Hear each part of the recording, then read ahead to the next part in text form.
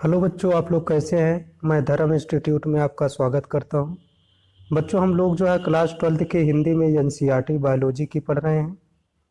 और ये जो टॉपिक है वंशागत का आणविक आधार, ये 6 चैप्टर है। इस 6 चैप्टर में इसके पहले हमने बच्चों आप लोगों को 4 वीडियो अपलोड कर दिया है। ये 5वां वीडियो है आप लोगों का।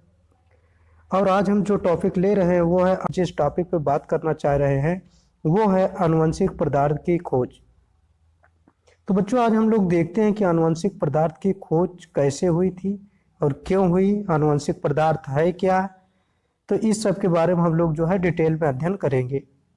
तो बच्चों ध्यान दीजिएगा, सबसे पहले मेस्चर द्वारा न्यूक्लियन, एक मेस्चर एक वैज्ञानिक थे। तो मेस्चर द्वारा न्यूक्लियन व मेंडल के वंशागत सिद्धांतों तथा एक लंबे समय के बाद यह सिद्ध व ज्ञात हो सका कि डीएनए आनुवंशिक पदार्थ के रूप में कार्य करता है।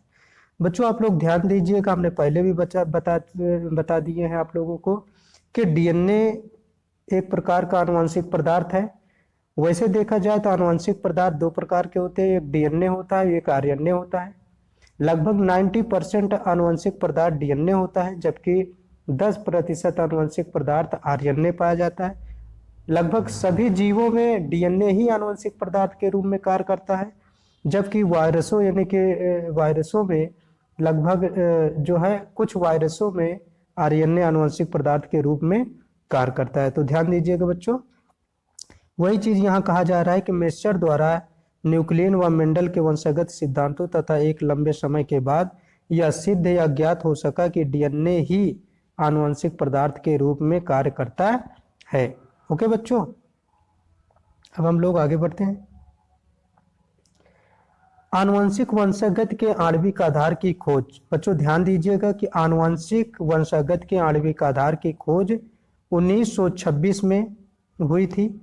बच्चों ध्यान दीजिएगा कि आनुवंशिक वंशागत के आणविक आधार की खोज 1926 में हुई थी। Gregor John Mendel, Walter Sutton, Thomas Hunt तथा टीएच मॉर्गन व कुछ अन्य दूसरे वैज्ञानिकों की पूर्व खोजों के आधार पर यह स्पष्ट हो गया था कि गुणसूत्र अधिकतम कोशिकाओं के केंद्रक से ही मिलता है।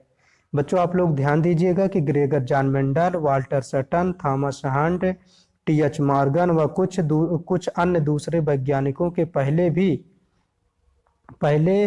पहले के खोजों के आधार पर यह स्पष्ट हो गया था कि जो गुणसूत्र अधिकतम कोशिकाओं के केंद्रक से ही मिलता है। इसका मतलब यह हुआ बच्चों कि जो गुणसूत्र होता है वो अधिकतम कोशिकाओं के केंद्रक से ही मिलता है। तो ध्यान दीजिएगा बच्चों। ओके बच्चों, हम लोग जो है अब पढ़ते हैं रूपांतरीय सिद्धांत क्या होता है।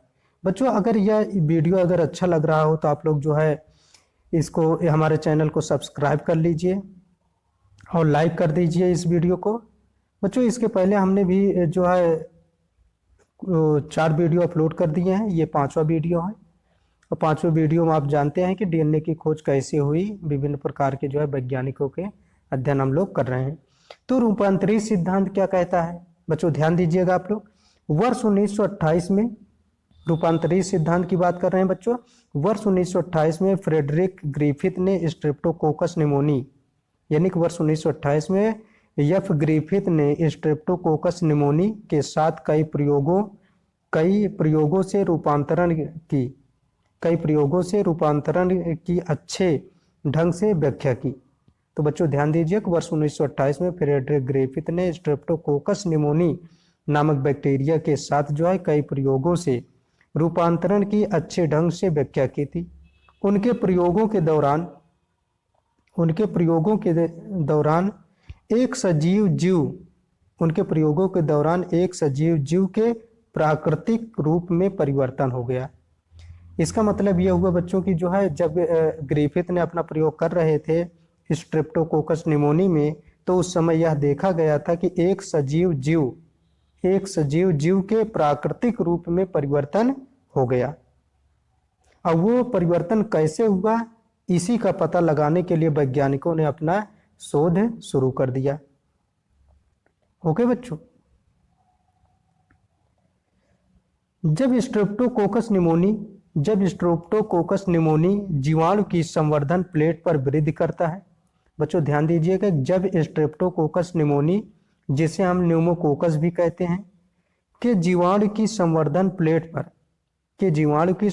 प्लेट पर वृद्धि करता है, तब इसकी कुछ चिकनी चमकीली कॉलोनी यस व दूसरी स्वच्छ कॉलोनी आर का निर्माण होता है। बच्चों ध्यान दीजिएगा, जब स्ट्रेप्टोकोकस निमोनी जीवाणु की संवर्धन प्लेट पर वृद्धि करता है, तब इसकी कुछ चिकनी चमकीली कॉलोनी यस व दूसरी स्वच्छ कॉलोनी आर का निर्माण होता है। यह यस प्रभेद के जीवाणु में श्लेष्मा को हम लोग जो है बहुसैकराइड भी कह सकते हैं बच्चों, युक्त आवरण होता है। यानी कि यह यस प्रभेद के जीवाणु में युक्त आवरण होता है, जबकि आर प्रभेद से संक्रमित होते हैं। बच्चों ध्यान दीजिए, जो यस प्रभेद है वो क्या होता है, आवरण होता है, जबकि जो आर प्रभेद होता है वो संक्रमित होते हैं। वे निमोनिया संक्रमण से मर जाते हैं। इसका मतलब ये हुआ बच्चों कि वे निमोनिया संक्रमण से क्या होते हैं, मर जाते हैं, जबकि आर प्रभेद द्वारा निमोनिया नहीं होता है। बच्चों ध्यान दीजिए कि वे निमोनिया संक्रमण से मर जाते हैं, जबकि आर प्रभेद द्वारा निमोनिया नहीं होता है। ओके बच्चों,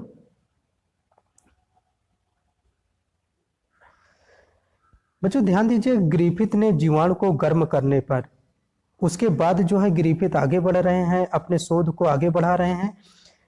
उसके बाद कह रहे हैं कि जो है ग्रिफिथ ने, तो बच्चों ध्यान दीजिए, ग्रिफिथ ने जीवाणु को गर्म करने पर उन्हें मृत पाया गया।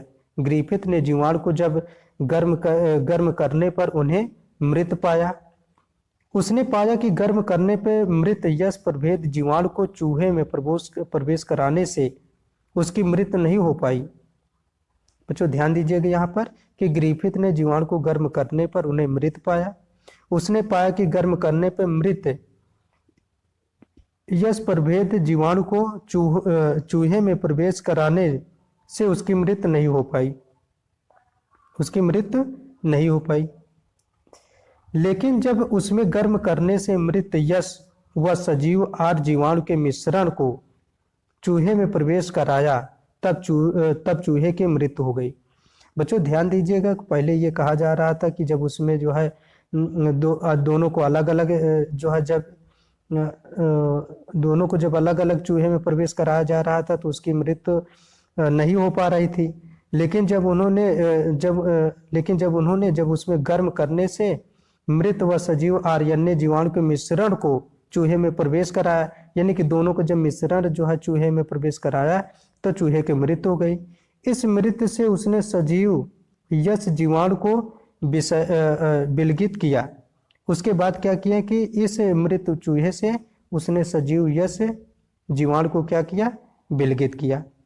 ओके बच्चों, यहाँ पर बच्चों ध्यान दीजिएगा कि जब यस प्रभेद दिया गया ताप से मृत, तब चूहे में स्थानांतरित जब किया गया तो चूहा जीवित रहता है। लेकिन जब यस और प्लस आर प्रभेद दोनों का दिया जाता है तो चूहे में स्थानांतरित किया जाता है तो क्या होता है, चूहा मर जाता है। तो बच्चों ध्यान दीजिएगा, जब आर और यस दोनों का मिश्रण दिया जाता है चूहा मर जाता है। जब यस दिया जाता है ताप पर गर्म करके, तब चूहा जीवित रहता है। ओके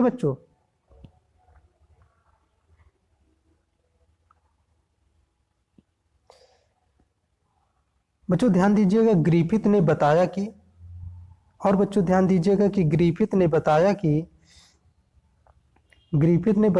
आर प्रभेद जीवाणु ताप मृत यस प्रभेद जीवाणु द्वारा रूपांतरित किए गए हैं।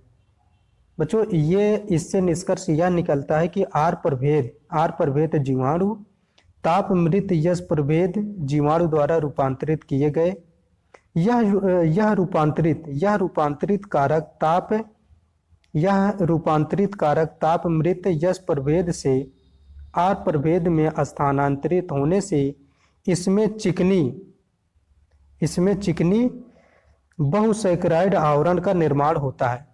ध्यान दीजिएगा बच्चों, इसमें जो है कहा जा रहा है कि जब ताप मृत यस प्रभेद व आर प्रभेद में स्थानांतरित होने से इसमें चिकनी बहुसैकराइड आवरण का निर्माण होता है, यानी कि एक आवरण बन जाता है जिससे यह उग्र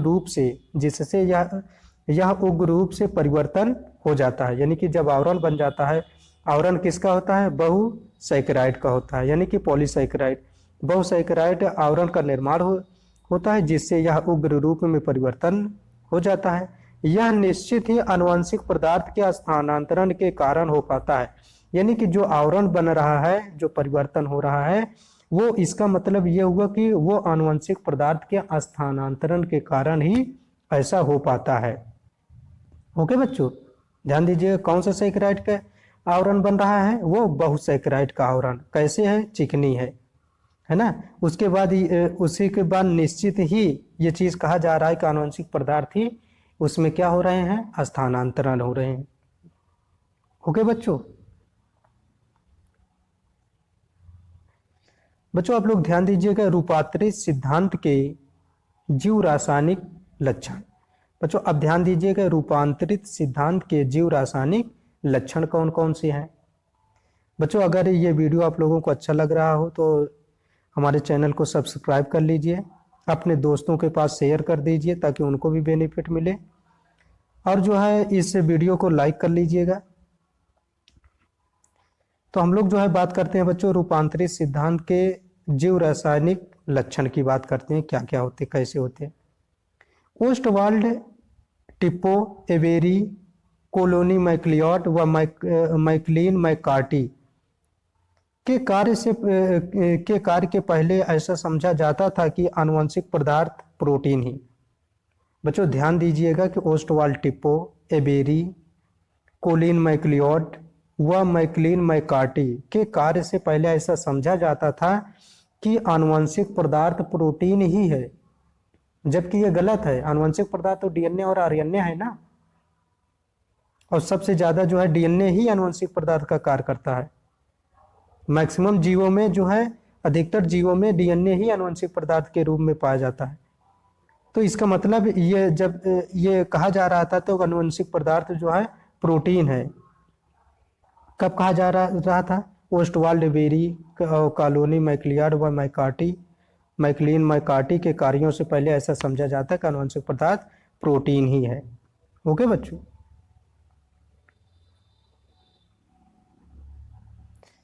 बच्चों, ध्यान दीजिए कि ताप मृत यश कोशिकाओं से जैव रसायनों ताप मृत यश कोशिकाओं से जैव रसायनों का मतलब प्रोटीन, डीएनए, आरएनए आदि क्या है? जैव रसायन है, को अलग कर यह पता लगाने के किए शोधित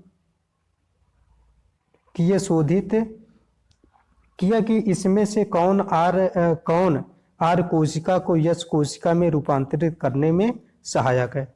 बच्चों ध्यान दीजिएगा, ताप मृत यश कोशिकाओं से जैव रसायनों को अलग कर यह पता लगाने का प्रयास किया गया कि इसमें से कौन आर कोशिका को यश कोशिका में रूपांतरित करने में सहायक होता है।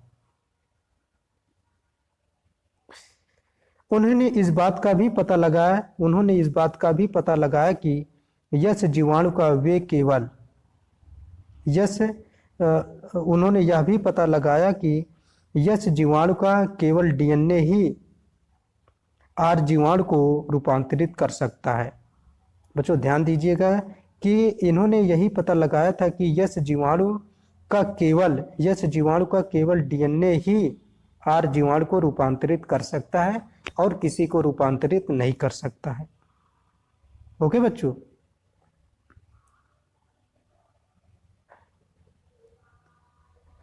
ध्यान दीजिएगा, उन्होंने इस बात का भी पता लगाया कि प्रोटीन पाचक एंजाइम, ध्यान दीजिएगा, प्रोटीन पाचक एंजाइम प्रोटीएजेज व आरएनए पाचक एंजाइम आरएनएज इस रूपांतरण को प्रभावित नहीं करते हैं।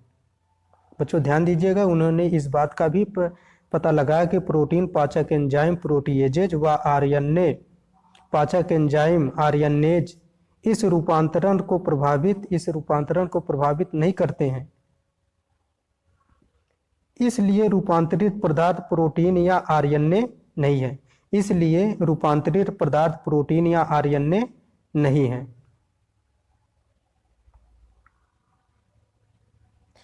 डीएनए से पाचन के बाद, बच्चों ध्यान दीजिएगा, डीएनए से पाचन के बाद रूपांतरण प्रक्रिया बंद हो जाती है। बच्चों ध्यान दीजिएगा, कौन कौन से एंजाइम की बात कर रहा था? ये आरएनएज और प्रोटीएज या प्रोटीन से पाचक एंजाइम की बात कर रहे थे। अब डीएनएज पाचक एंजाइम की भी बात करते हैं। डीएनएज से पाचन के बाद रूपांतरण प्रक्रिया बंद हो जाती है। इससे स्पष्ट है कि डीएनए ही रूपांतरण के लिए जिम्मेदार है। इससे पता चला कि डीएनए ही रूपांतरण के लिए जिम्मेदार है। तो बच्चों अब ये चीज़ क्लियर हो गया कि आनुवंशिक पदार्थ अब क्या है? डीएनए ही है। उन्होंने एंजाइम को जो है यूज करके ये सारी चीज़ों को पता लगा लिया कि उसमें जो है रूपांतरण की प्रक्रियाएं नहीं हो रही है, लेकिन डीएनए से पाचन के बाद डीएनए एंजाइम में जो डीएनए में जो एंजाइम पाया जाता है उसे हम डीएनएज एंजाइम करते हैं। डीएनएज एंजाइम के पाचन के बाद रूपांतरण प्रक्रिया बंद हो जाती है। इससे यह स्पष्ट हो गया कि डीएनए ही रूपांतरण के लिए जिम्मेदार है। डीएनए ही रूपांतरण के लिए जिम्मेदार है। इससे उन्होंने निष्कर्ष निकाला कि आनुवंशिक पदार्थ डीएनए ही है। ओके बच्चों, अब क्लियर हो गया ना?